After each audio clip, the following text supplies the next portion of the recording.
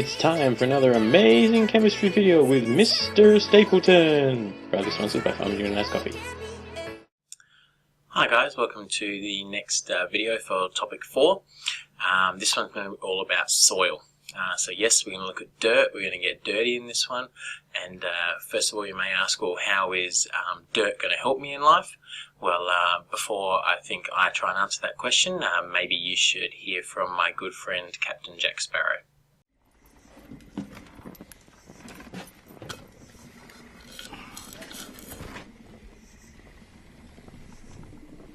Dirt. This is a jar of dirt. Yes. Is the jar of dirt going to help? If you don't want it, give it back. No. Then it helps. Alright, so what we're going to do firstly is we're going to have a look at the structure of soils. So all soils are made up of what we call silicates, and they're either silicates or aluminosilicates, and we're going to have a look at some of those different structures. Now I'll say right off the bat that you don't have to know how to draw these structures, and I'll sort of explain what is expected of you to know from this topic. So first thing you need to understand is that the basic silicate structure that a lot of people are familiar with is that of sand or silicon dioxide, and it has this tetrahedral arrangement over here where we've got our silicon atoms and we have a central silicon atom with 4 oxygen atoms around it. Silicon dioxide or sand has a very, very high melting point because it's a 3D continuous covalent lattice. That means there are lots and lots of atoms all bound together by strong covalent bonds which require a lot of energy to break. So it's a very high melting point. So as we said now, there is a little bit of an error here. This should be an SI, sorry, so I'm actually going to fix that up. So let me get a colour here. So that is a central silicon atom there. Okay, so there's your silicon atom, which has the 4 oxygen atoms bonded around it in a tetrahedral arrangement.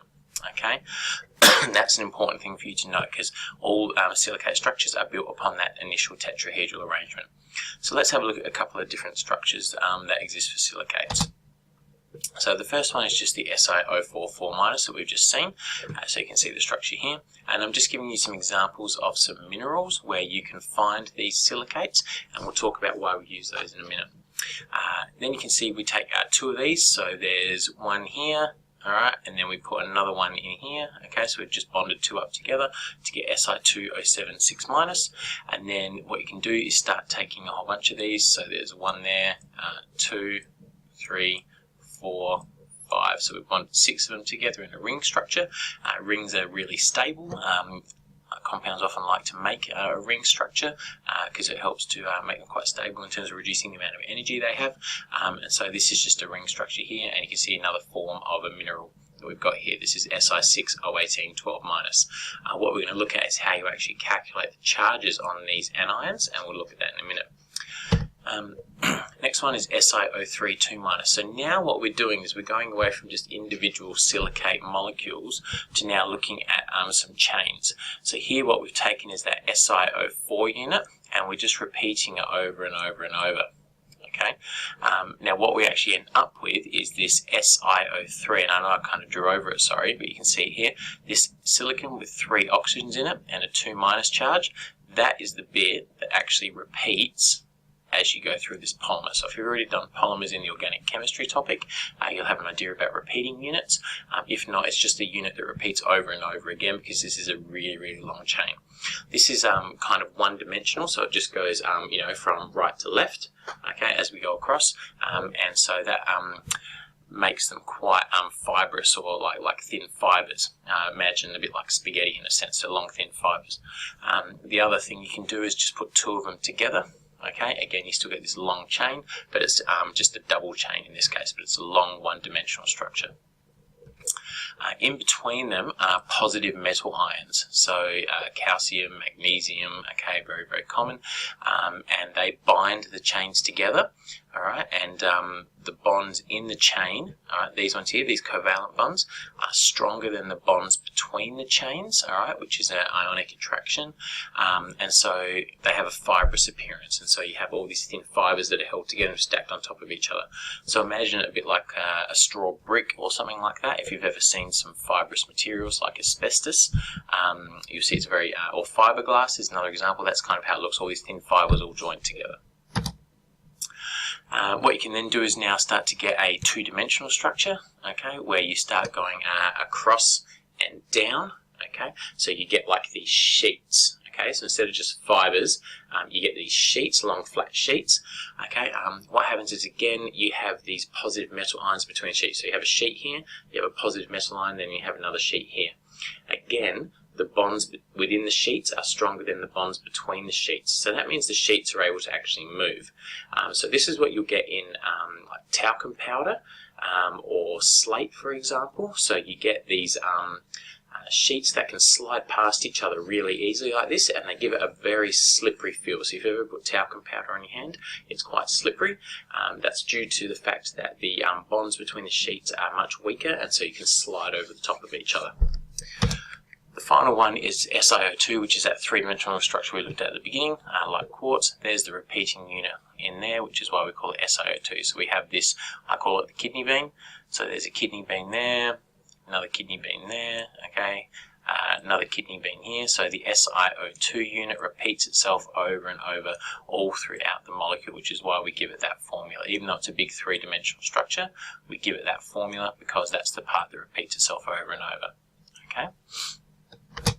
So what you need to be able to do, and I'm not going to go into it in too much depth in this one because I strongly recommend you watch the video, what you need to be able to do is calculate the charge on the anion.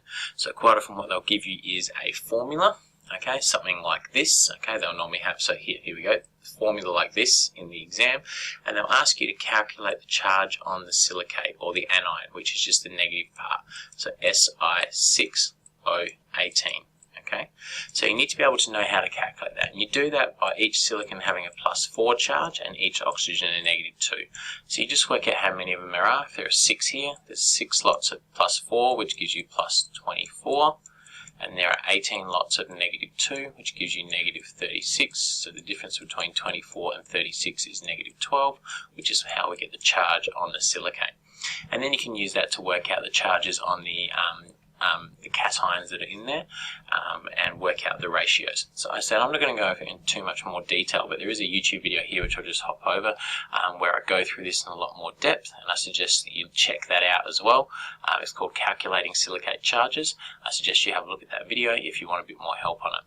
But this is really the key thing. Like I said, you don't need to be able to draw those structures that I showed you earlier, but what you do need to be able to do is to calculate the charges on the anions like this. Excuse me for a second. Alright. What you can do in silicates is, if you remember this section where we looked at zeolites. Zeolites are aluminosilicates. Aluminosilicates are simply silicates that have had a silicon replaced with an aluminium. Now, the key that you need to know here is that a silicon is a 4+ charge, okay, and an aluminium is a 3+ charge. So if you replace a silicon with an aluminium, the net overall effect is -1, alright, because your charge goes from +4 to +3. And so what's going to happen is that your anion is going to increase in negative charge. So you can see here Si4O11 6-, okay. When we replace 2 of the silicons with aluminium, the net overall effect from there to there will be -2 because we've replaced 2 silicons, which is why the charge is 8-. Other than that, you still calculate the charge the same way. And like we said, the really good thing about having zeolites as aluminosilicates is it gives it a greater negative charge density, which means you can obviously attract higher charge density cations for that cation exchange that the zeolites can do. Okay. Now the whole point that we're looking at dirts is to look at basically plants, because plants are essential for life on Earth. Without plants, without the process of photosynthesis that we looked at on the very first slide in the first video for this series, without that process of photosynthesis where we produce oxygen, so just to remind you, because you have to know this, alright, CO2 from the atmosphere and water, okay, allows us to produce glucose within the plants, which the plants can use to form more complex things, and it produces oxygen, which we breathe. Okay, 6 of those, 6 of those, 6 of those. All right, so that's the equation for photosynthesis that you have to know. Okay, and that's really important. Now, the fact that the plants absorb water is what we're really interested in here. Okay, now plants can only absorb nutrients from the soil down here when it's in water-soluble form. Okay, so they absorb water through their roots. Okay, and as they take in water, they take in nutrients with it. So how good a soil is depends on how many nutrients it can provide for the plant. So not all soils are the same. The higher the nutrient content, the better the soil it is.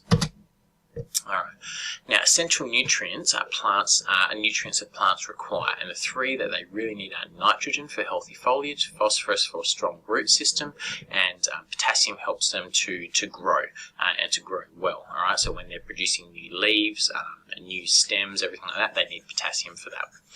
Now they can get those nutrients from natural processes, and so nitrogen is really the key one, because without the healthy foliage they can't photosynthesize and they can't continue to grow. So we have some natural processes such as lightning, nitrogen-fixing bacteria, and decay of organisms, and when we can't have enough nutrients in the soil, we use fertilizers. So lightning, and this would have been covered a little bit in the photochemical smog in the very first topic for chemistry. This is be fairly quick, but lightning provides high energy to break that triple bond within nitrogen. So you get nitrogen monoxide formed, that converts into nitrogen dioxide, which dissolves in water. I'm just going to move myself here to create nitrates and nitrites. Now both of these are water soluble, so that allows the nitrogen here to be absorbed through the root of the plant. Alright, if you're looking at nitrogen fixing bacteria, what they do is they take nitrogen directly from the air, and in the presence of H+ cations, which they can get from the soil, okay, they can convert it into ammonia. Alright, which allows the plant to absorb, because when that dissolves in water it forms ammonium ions, and so it's water soluble, and again plants can take the nitrogen up through their root system. The final way that you can replenish nutrients in the soil is through decay. So when plants die, if they die in the presence of oxygen, they'll produce nitrates, which are water soluble. If they decompose without any oxygen present, which is rare, but even if they do that, so they might be covered by something, they'll produce ammonia, NH3, and again that's water soluble, so other plants can take that up through their root systems, which is quite useful. So through all of those natural processes, again what you need to remember is that the products have to be water soluble so that plants can absorb them. However, what's happened, well, let's go back to biblical times when people would work the land. They would work a 7-year turnover principle. So what that would mean that they would harvest the land for 7 years, and then they would leave the land alone for 7 years, and that would naturally replenish the nutrients, and then they could plant it again. What's happened in recent years, obviously increased population growth has meant increased demand for food, which means we are constantly using our farmland. It never rests, it never gets a chance to naturally replenish its nutrients. So what we do is we add fertilizers. Okay, now fertilizers are added to replace nutrients that have been lost from the soil. They contain either nitrogen, phosphorus, or potassium. All right, so what you'll normally see on a fertilizer is something that will be written which says, let me just get my pen back. They will talk about, and why isn't it writing? Oh, it doesn't matter. It's talking about an NPK formula, so nitrogen, phosphorus, potassium formula. Okay, and generally the more it's got of that, the better a fertilizer it will be. They'll either be liquid form, okay, it can be automatically absorbed up by the root system, or they'll be in a granule form like this, which is water soluble. This is a slow release fertilizer, so over time this will slowly dissolve and release these nutrients to the soil that plants can absorb. Now that all sounds really well and good, but the major problem with having fertilizers used and continuing to put fertilizers on is that we fertilize and then we water them in so that they can be absorbed by the nutrients of the plants. But generally what happens is there's more fertilizer added than the plants can absorb at any time, and so we get excess nutrients.